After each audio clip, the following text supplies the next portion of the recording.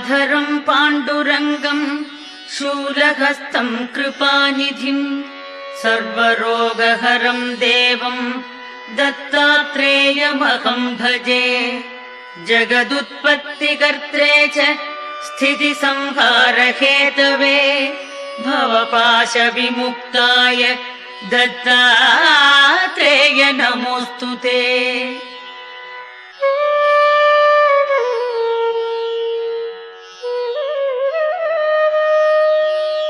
जराजन्म विनाशाय देहशुद्धिकराय च दिगंबर दयामूर्ते दत्तात्रेय नमोऽस्तु ते। कर्पूरकान्तिदेहाय